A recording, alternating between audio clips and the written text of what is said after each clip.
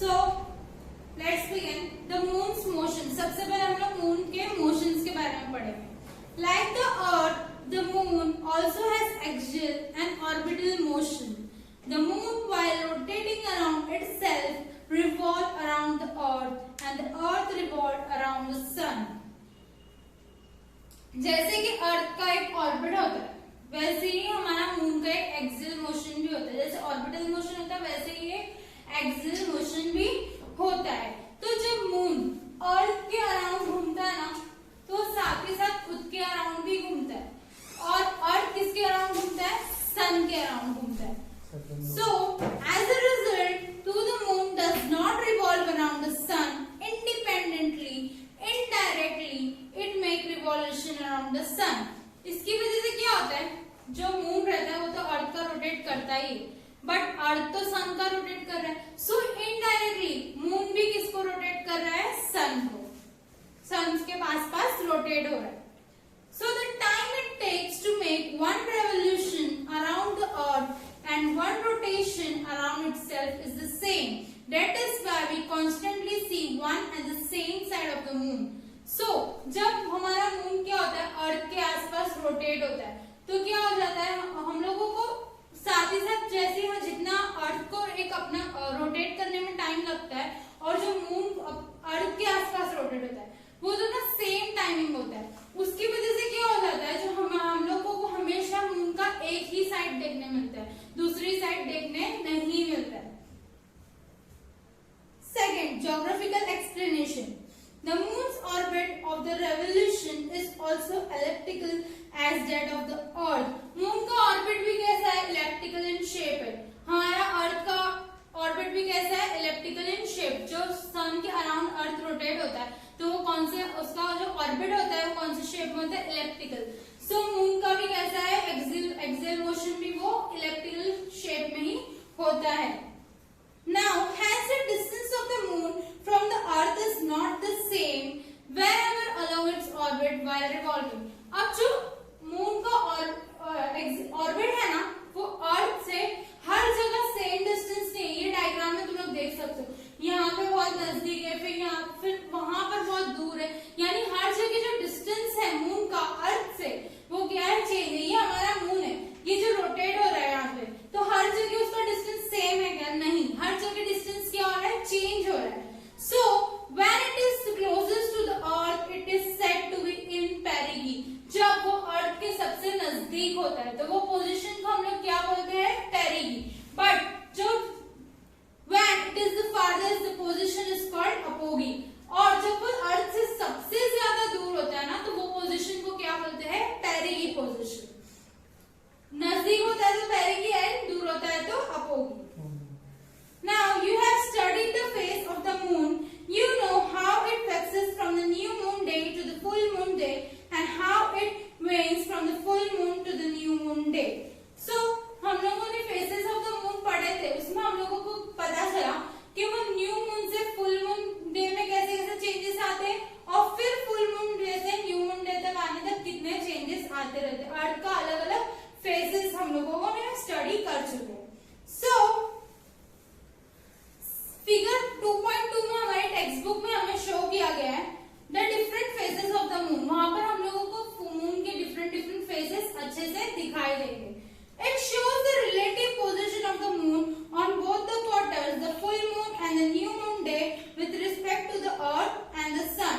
वो डायग्राम में हम लोगों को न्यू मून से लेके फुल मून तक उसके जो भी फेजेस है वो बताए गए, और the full moon and the new moon day with respect to the earth and sun. Earth और सन की मदद से हमें वो अच्छे से एक्सप्लेन है वो डायग्राम में. We see the phases of the moon in the sky from the earth. हम लोग अर्थ से मून के फेजेस को देख सकते हैं. They are illuminated part of the moon. यानी वो लाइट अप पार्ट है, जिसपे हमारे सन की लाइट पड़ी, वही पार्ट हम लोग मून का देख सकते हैं. They become visible due to the sunlight reflected from the moon. वो हम लोगों को विजिबल क्यों? क्योंकि सनलाइट उस पर रिफ्लेक्ट कर रही है.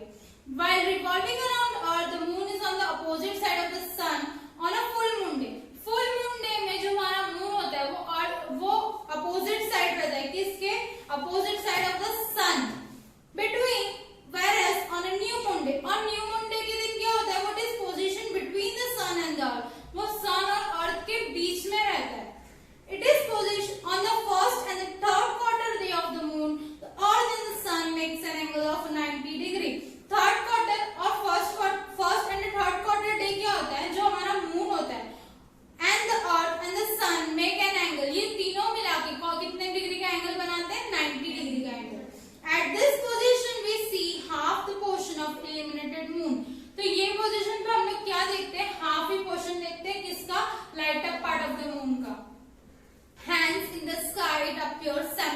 Circular in shape. सो आसमान में हम लोगों को कौन सा शेप में दिखता है? सेमी सर्कुलर शेप में दिखता है, यानी हाफ ही दिखता है।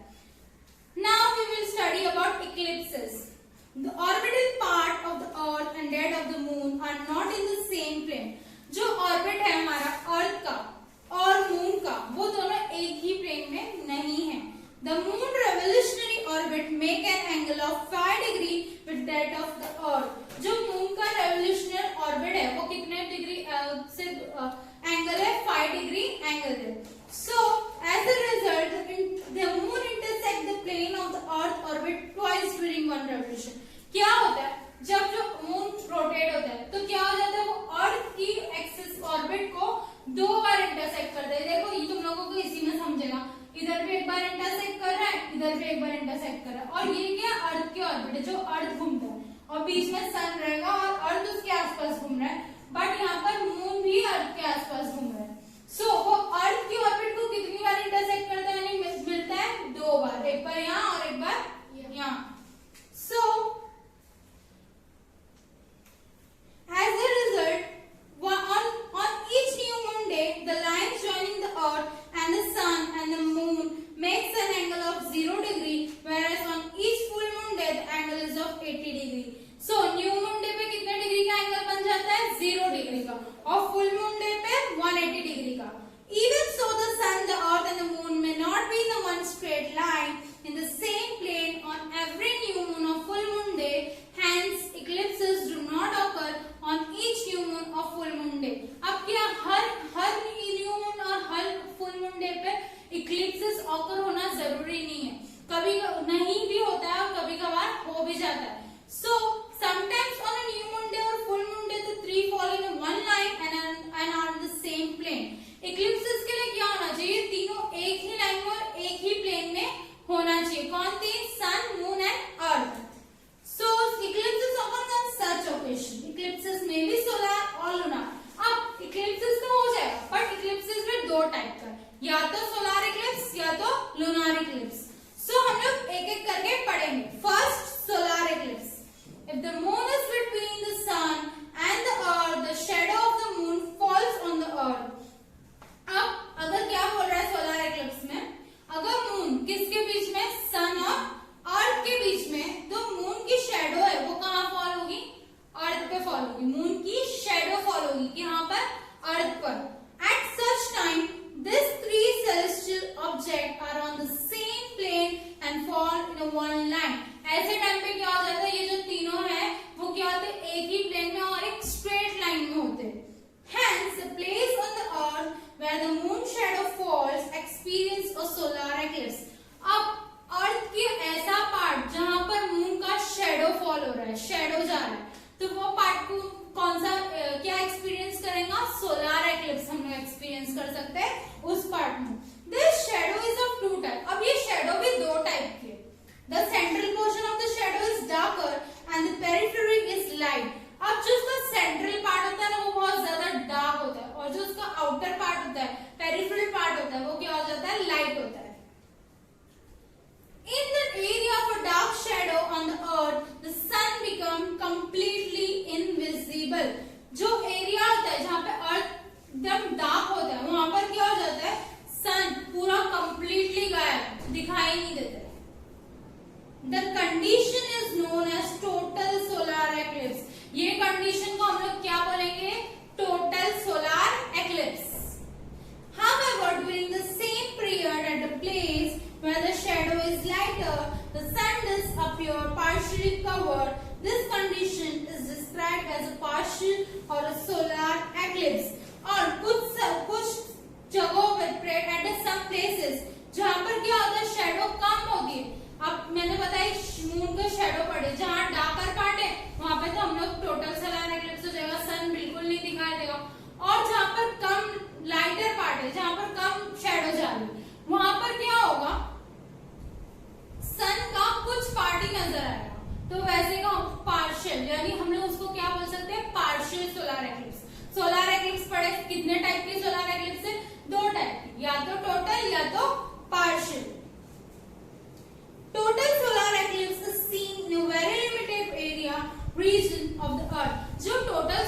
एक्लिप्स होती है वो बहुत ही कम एरिया में हम लोगों को नजर आएगी।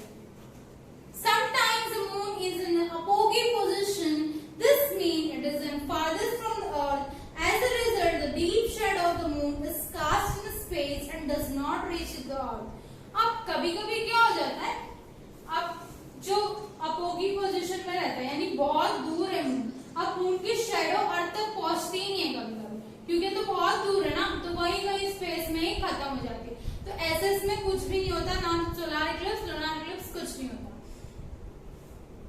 From a very small region of the earth, only an illuminated edge of the sun is seen in the form of a ring. This is called annular eclipse.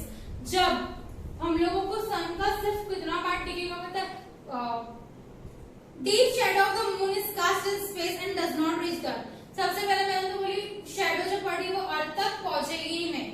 From a very small region of the earth, बहुत ही छोटा part रहेगा अर्थ का, जहां पर थोड़ा सा ही हम लोगों को सन दिख रहा होगा, in the form of a ring. Ring के फॉर्म में मतलब सिर्फ हम लोगों को उसका आउटर पार्ट अच्छे से नजर आएगा।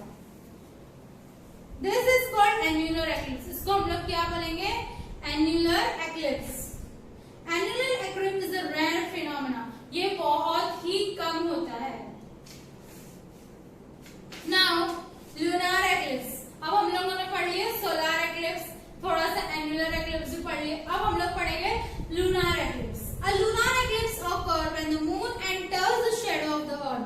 कब होता है, जब moon and shadow of the earth में आ जाता है, यानी अर्थ का शेडो जो पार्ट में पड़ा है उसमें ही हमारा मून रहता है।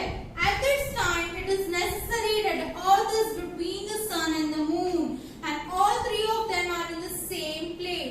अब ये टाइम पे जरूरी क्या है, जो हमारा अर्थ है वो सन और मून के बीच में हो। कौन से टाइम की बात कर रहे हैं हम लोग, लूनार एक्लिप्स के टाइम की बात कर रहे हैं। तो उसमें क्या होना चाहिए, हमारा जो अर्थ है वो सन और मून के बीच में होना चाहिए और वो तीनों सेम प्लेन में लाए होना चाहिए। On a full moon day, the moon paths of revolution passes through a thick shadow of the earth. Full moon day के दिन क्या हो जाता है, जो मून हमारा पास होता है जहां पर बहुत ज्यादा डार्क शेडो हो रहा है अर्थ का, उस एरिया से हमारा मून पास होता है। If the moon is totally hidden within the shadow, we see a total lunar eclipse.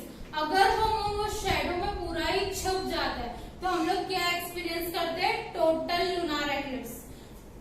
And if only a part of the moon is in the shadow, we see a partial lunar eclipse. अगर पूरा moon छुप गया है तो हम लोग उसको क्या बोलेंगे, टोटल लूनार एक्लिप्स। बट अगर कुछ पार्ट मून का दिख रहा है तो हम लोग उसे क्या बोलेंगे, partial solar eclipse, partial lunar eclipse.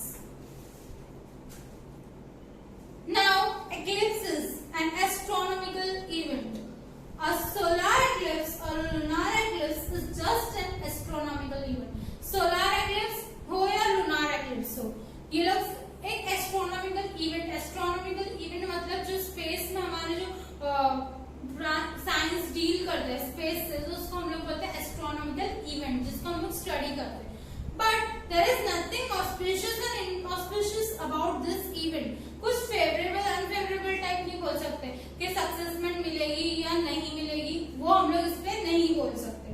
It is just a result of the sun, the earth and the moon being in a specific position. ये सब डिपेंड किस पे, सन, अर्थ और मून पे और लोगों की पोजीशन पे। There is a lot of curiosity about eclipses because an eclipse is not a regular occurrence. लोगों को बहुत ज्यादा क्यूरियोसिटी रहती है इक्लिप्सेस के बारे में जानने की, इक्लिप्सेस को देखने की। बट जो ये इक्लिप्सेस हर टाइम हो गए नहीं, बहुत ही रेयर होता है इक्लिप्सेस। For scientific working in the field of astronomy, scientist जो वर्क करते हैं कौन से फील्ड में, एस्ट्रोनॉमी के फील्ड में, स्पेस रिलेटेड स्टडीज वगैरह करते हैं।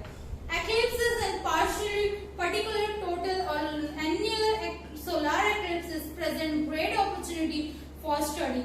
अगर उन लोगों को कोई भी eclipses मिल गई जिसके lunar हो गई, solar हो गई, annular हो गई, तो वो लोगों को स्टडी करने के लिए बहुत ज्यादा अच्छा अपॉर्चुनिटी मिल जाती है। Scientists from all over the world make it a point to visit the location where such events are going to occur. They carry out elaborate studies to eclipse condition. अब scientist all over world, पूरे world के हर scientist क्या करते हैं, visit करते हैं वो point पे जहाँ ये एक्लिप्सेस अकर होने वाले होते हैं। ताकि वो लोग उसको स्टडी कर सके और हम लोगों को बता सके। During the period of a solar eclipse, अब सोलर एक्लिप्स के टाइम क्या होता है, a large number of birds and animals get confused due to the untimely darkness that sets in, and this is an event that does not suit their biological clock. The response to the event is also unusual. Try to observe the response of the bird and animal at the time of such events and record your observation. क्या बोल रहे, birds animal भी confuse हो जाते हैं solar eclipse के time, अचानक से अंधेरा कैसे हो गया, और उन लोगों को उसको रिस्पॉन्स बड़ा अजीब कर देंगे, उन लोगों को भी नहीं समझ में आता कि ये हो क्या रहा है। सो ऐसे टाइम पे तुम लोग भी ऑब्जर्व कर सकते हो बर्ड्स और एनिमल्स को और उन लोगों के रिस्पॉन्स को। सो यहाँ पर हमारा सेकेंड चैप्टर कंप्लीट हुआ। इसके डायग्राम्स टेक्स्ट बुक में दिए हुए हैं, उसको अच्छे से स्टडी करेंगे। टोटल सोलर एक्लिप्स का डायग्राम दिया हुआ है, पार्शियल सोलर एक्लिप्स का डायग्राम है, ये सारे डायग्राम्स इंपॉर्टेंट है और एग्जाम पॉइंट ऑफ व्यू से हम लोगों को करना चाहिए। Total and partial lunar eclipse का भी डायग्राम दिया हुआ है, ये तीन डायग्राम बहुत ज्यादा इंपॉर्टेंट है। हम लोग हमारे नेक्स्ट